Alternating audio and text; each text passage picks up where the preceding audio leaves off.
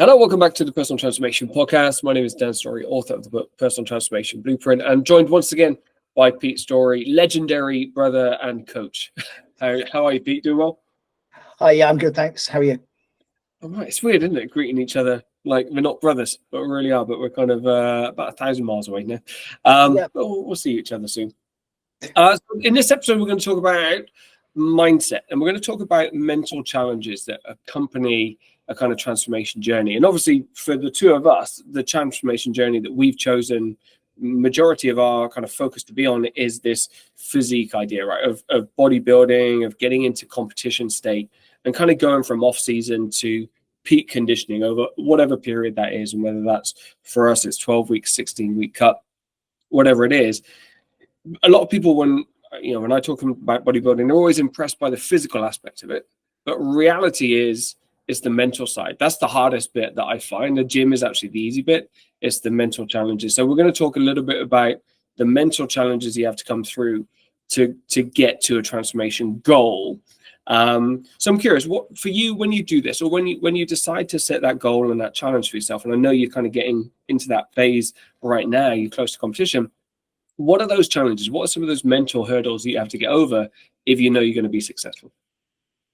I think what you need to understand is that what we're doing is an extreme. So we are pushing ourselves to these single-digit body fat levels, trying to get close to 5%. When we're getting there, the body is not in a happy place. Your brain's not in a happy place because we're not fueling it. Essentially, if we go back to where we started, we'd extra calories in our system. We had this nice tire around our midsections, and our body knew that it had fuel should we not eat for a day. Now, if we don't eat for a day, the body thinks it's dying, and it makes you feel that way as well. Yeah. So, and that's not just, like you said, a physical feeling, that's a mental feeling. So for me, one of the biggest challenges I have is keeping my brain awake, or my brain active enough that I can do my day job and then continue to do what is essentially a second job.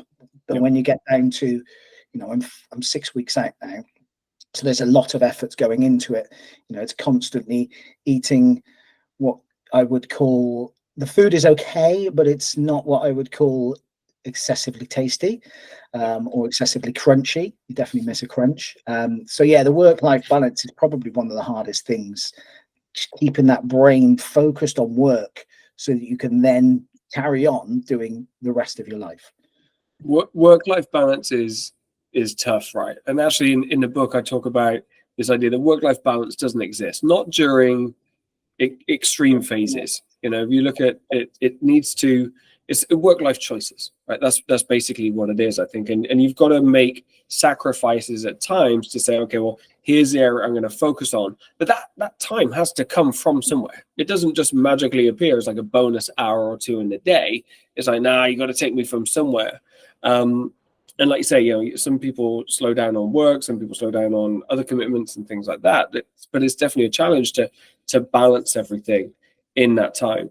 For you, I mean, I kind of mentioned in there sacrifice. I think we're going to talk about 5 or 6 different topics, but sacrifice for me is one of those big ones. So sacrifice, you're talking about you're sacrificing crunch and texture and food. I completely remember that and look forward to that stage.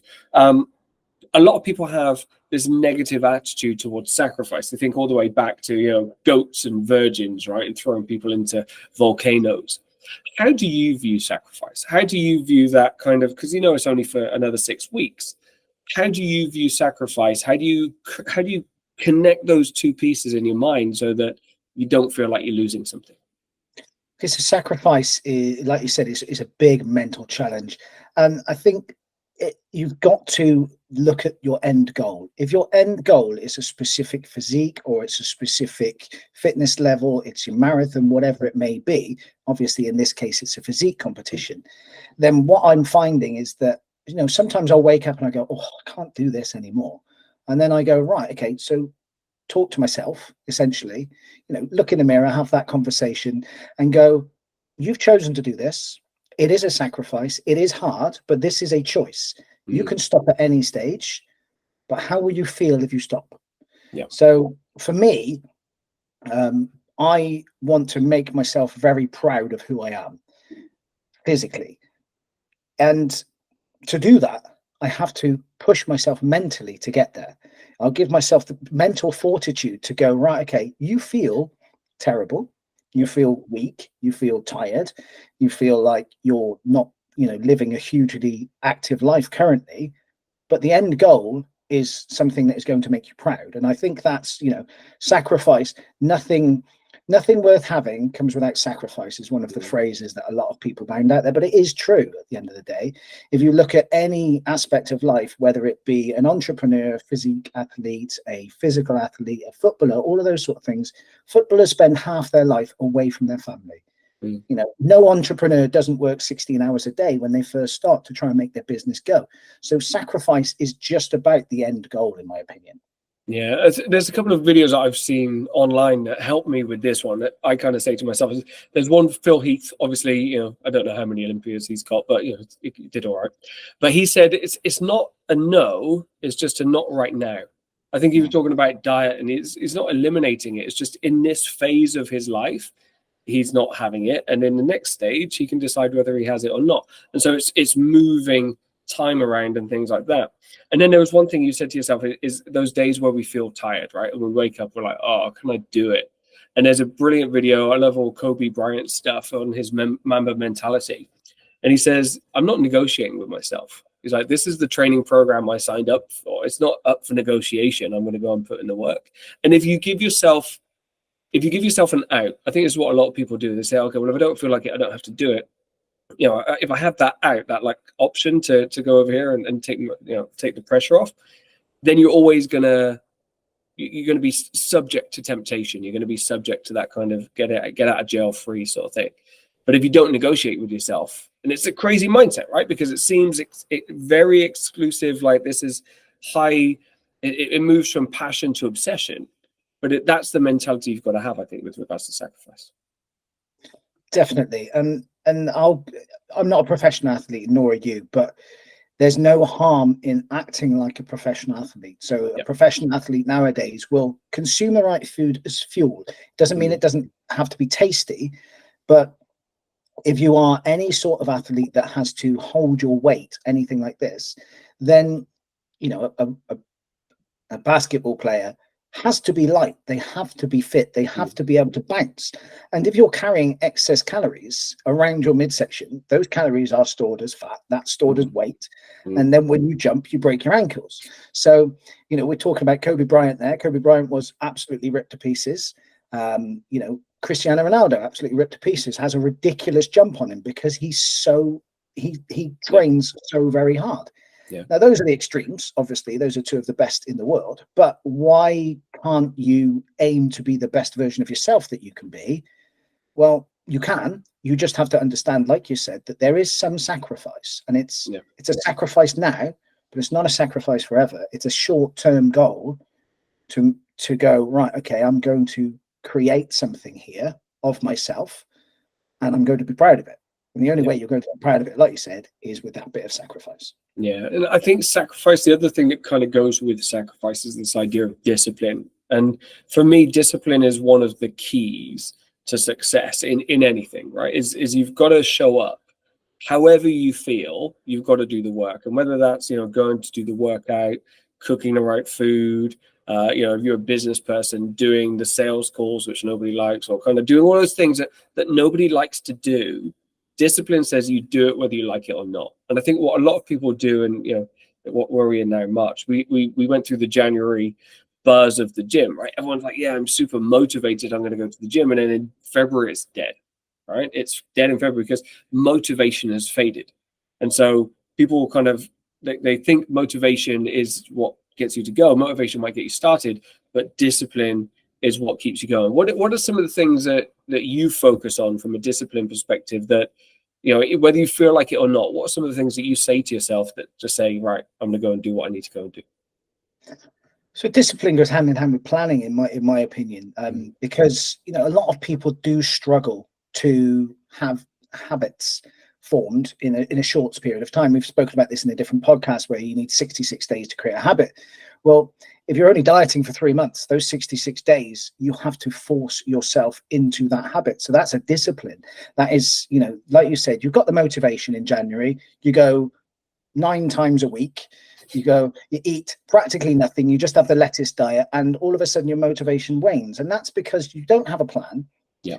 And you're not sticking to something with discipline. Like you said, if I stick to, I'm going to have 10,000 steps a day, I'm going to do half an hour of cardio, and I'm going to do an hour of weights, and that is non-negotiable for 5 days a week. That's discipline. You are disciplined. You are essentially making that a priority. And if you make something a priority, you stick to it. And that prioritizing your goals, prioritizing what you want to do is part of discipline. Like you said, motivation wanes, but discipline is, it's an internal thing. It's what you focus upon. Planning piece for me, you mentioned it there. I think that's key. And there's 2 things for me that are important in that. Number one is daily routine. I think if you're going to do anything, it's, like a fitness challenge like this, you've got to build it in. You've got to find a way of doing things. And, I remember years ago or a while back reading The 5 a.m. Club by Robin Sharma. I don't know if you've read that, but this idea that you'll wake up at 5 a.m. like all the Mark Wahlbergs and The Rock, and, you have so much time and you do a whole day's work before people even wake up. I tried it once, almost died, tried the next day, hit snooze. And I was like, no, I couldn't do it. But now my routine is 4 a.m. and I do it every single day regardless, because I've planned my life around that. So 4 till 6, that's my time for training, also waking up and drinking coffee and getting back from the gym, because 6 o'clock, that's when the rest of life starts. So it's, that's the time when I have to do it. If I didn't plan that, if I tried to kind of get through the day and say, I'll go to the gym later, you become a family person, other things come in the way, there's no way that you're going to have the intensity or the time to put in the effort. So I think planning from a schedule perspective is important. And then the other one that we haven't talked about, but is planning the period, because, you're 6 weeks out, I'm just under 12 weeks out. We've got some time to do it. We look at the scale now or something, we're trying to, in this cut phase, I'm like, oh my goodness, I've got to do everything now because I'm, 4 kilos overweight or something like that, or 4 kilos to lose. You look at it and think, oh, I have to do it now. And that's what January is, right? People are like, everything now, go, go, go. And it's like, no, you got a period. Like, take that time and think about the journey there. And, I think you're on, was it like 0.3, 0.4 kilos a week you're going to lose? I'm probably somewhere around about the same. That's manageable. If you do that 5 times a week, that's easily manageable, and make sensible changes in your diet. That's a piece of cake. But if you try and do 4 kilos in a week, then you're opening yourself to some of the problems that we've both talked about from a transformation challenge perspective. So I think discipline and planning, like I said, are perfect. How do you deal with the start of the journey? I remember chatting to Lee about this, right? And Lee Powell from Seven-Side Gym, former IFBB pro, he said that the 2 hardest periods are the beginning of cut and then the end of cut. Like the last 4 weeks when it just gets really sucky. We both know what that feels like. But also at the beginning, like that first bit, because you seem to be so far away from your goal that it's just unsurmountable. And I remember the first time I said to you, I want to be a physique athlete, and you're like, are you sure? Do you want to do that? I felt like an imposter saying it because I was so far away, but I knew I wanted that as the challenge. I knew that was the end goal. But every time I looked in the mirror, I'm like, nah, you're still just that fat dad dude that thinks about it. How do you kind of get those two together in your head? Like, I'm here, I want to get here. How do you resolve that gap in your head? I think it all starts before you actually start the transformation period. We've chosen this path of going to the gym and creating a physique, becoming Adonis. It's a passion that you then have taken from, right, okay, I want to be a strong, muscular man. I want to feel like I can lift a car, those sorts of things, to I want to see what I've created. And the only way to see what you've created is to go through this period of change. You can be hungry and tired and not want to go to the gym, because that's completely different to how you feel when you're creating this physique. You're creating a physique with an excess of calories. You've got plenty of energy in the gym. You're living a normal life. You can have a drink. You can have some cake. You can do all of these things. And then you think to yourself, but what do I look like underneath? Yep. And the only way to do what's underneath is to understand that this will not make what's down here. This period of enjoying time, having the good meals, having the cake, having the drinks, or having all of the life that is there was fun. And you can go back to that. But to really see what you created, it's over here. And it is going to take some sacrifice, like we've spoken about already. It's going to take away some of that energy in the gym. It's going to take away actually some of the enjoyment of the gym. It's going to take away some of the enjoyment of life, because you do feel weak. Currently, like you said, I'm about 6 weeks out. I woke up this morning, my alarm went off, and I went, yeah, it's that time again. Had a look at the scales and went, oh, I've lost a bit more weight. I feel tired. Let's go back to the gym and push myself even harder. And the training that I've given myself in this last 6 weeks has not let off in the slightest. In fact, it's probably harder than it was before, but only because I know that if I don't make it hard, like you said, I'll peter off and I won't quite get what I need. Yeah. This for me is the big one. I remember even before my first show, right, telling people that I was a bodybuilder. And I wasn't yet. But, and I always have the quote from Muhammad Ali in my head. It's like, I told the world I was the greatest long before I even stepped in the ring. It's that idea that you have to proclaim it before it happens. And so I think that there's an element of fake it till you make it, which does feel weird, right? And saying you're a bodybuilder before you're a bodybuilder, there's an aspect of weirdness. But I like what you said there. And this for me was one of my major motivations, was revealing what's inside. And it's not just the physical side. That was just the vehicle that I chose. But it's really testing myself to see, do I have the discipline? Do I have the commitment? Do I have all of those mental traits that can take me from here to here? Because I challenged myself in the past, but I wasn't sure if I had the stickability and the stick-to-itiveness, we'll go with those words, that can take me on that journey, which is longer than most people think. And like I said, the first diet was around about 14 months in terms of like all the way through the competition stage as well. It was exhausting. But we stuck at it, right? We stuck at it. I think the other thing as well, and what a lot of people, you said it starts even before it starts. You're right, is people don't even take on the challenge. Like people won't even take on the challenge because they're scared they're going to fail. And this is, I think, is, you work with clients who've been in this situation as well. They've tried things in the past and it hasn't worked. Where does fear of failure kick in? Like when you look at your goal, and I know we had conversations last year about you taking on getting back into competition. You weren't so sure. Where does that kind of fear of failure, putting an outcome on a pedestal, how do you kind of deal with that in your head? So I think where me and you differ here is that I did this before, and I did it when 13, 14 years ago was the last time I did it. And ever since then, I've not been very well mentally with regards to being able to do this. I had some issues with eating, and I had some issues with other aspects of my life. And last year, we had some life-changing events happen. And I also, like I said, got diagnosed with ADHD and autism. And to me, it was like almost like it flicked a switch in my head, and it went, well, you've got these things, and they are the reason why you didn't carry on, but they're not the reason why you now can't do it. And for me, fear of failure is, I'm only failing myself. I'm only failing at something that I've said, this is not going to beat you. This disorder, this mental thing that stopped you doing it for so long. Well, you did it before that, and you can't use it as an excuse. And I think the fear of failure for everybody, you have to find your heart, essentially.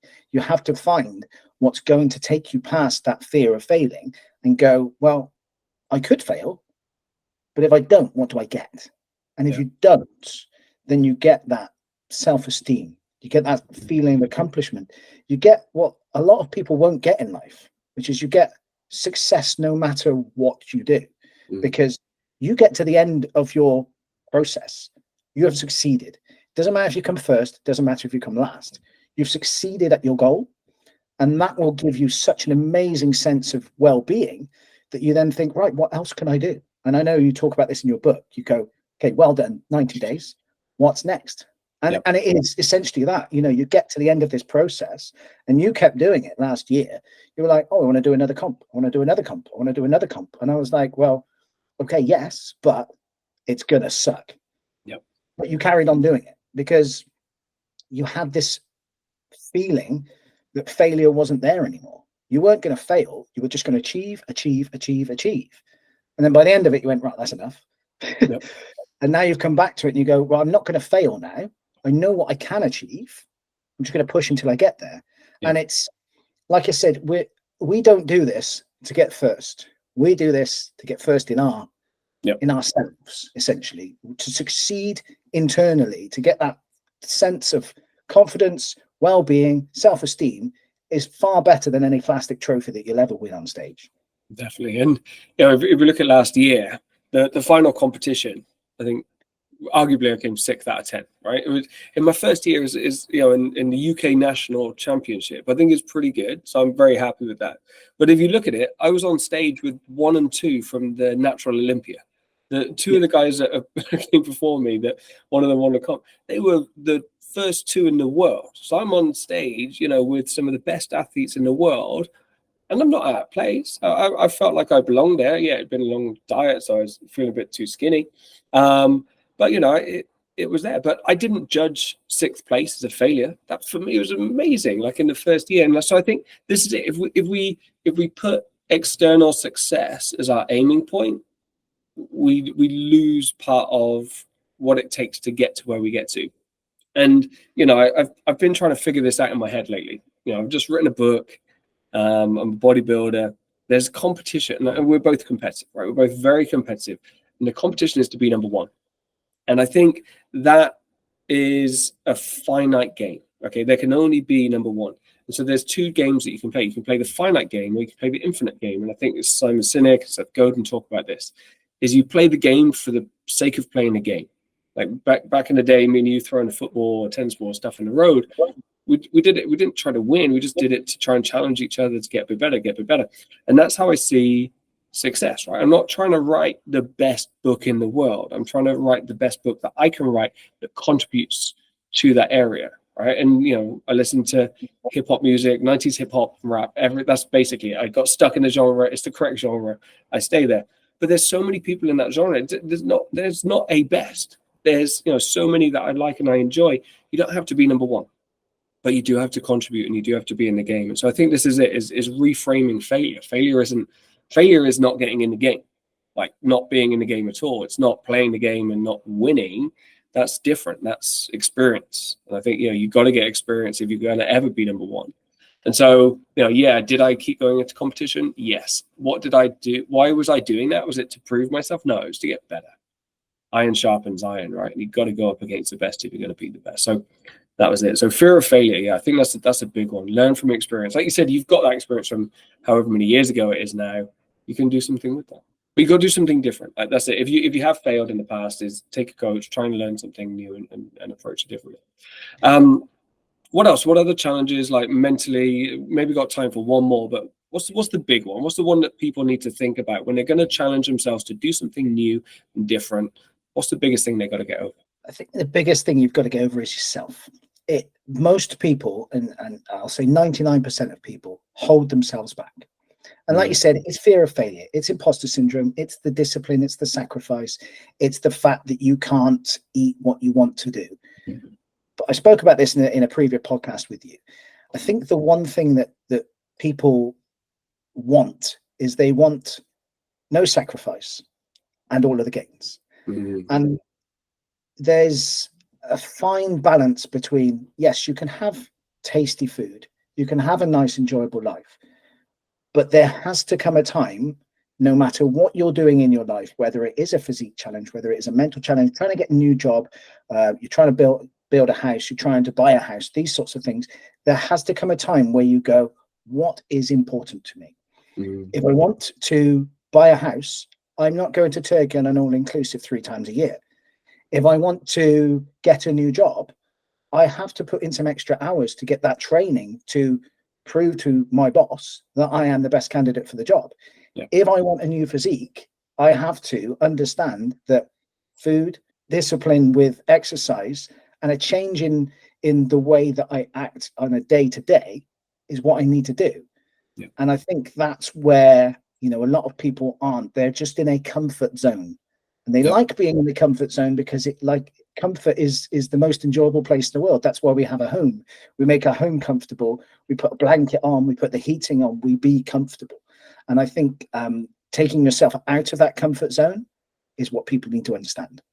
I love that. Yeah, definitely. Comfort zone is the one. Status quo, or I call it the trap of average, right? Everything seems okay. There's not enough motivation to change. Things aren't like, we're not happy. We're not completely satisfied, but it's not bad enough to change, but it's also not at the level we want it to be. Yeah, got to get outside that comfort zone. And it's, tiny little changes don't make the difference. Going from skim milk to almond milk or something, that's not going to radically change your physique. You've got to do something a little bit more than that. So, push yourself, challenge yourself. And like you said, is all of these talents and traits are inside of us. We just need to find a way to channel them and put them into a vehicle that allows us to find out what we've got inside. Pete, this was fun. Like, really good to talk about the mental side. I know this is a big focus for you in the work that you do with clients, and everything that we put into the book was about this as well. And it's a mistaken, assumption that bodybuilders are all about the physique and nothing about the mental side. But the mental journey is the tough one. All right. Thanks very much, Pete. And great to have you on the podcast again. And thanks for listening. I'll see you on the next episode.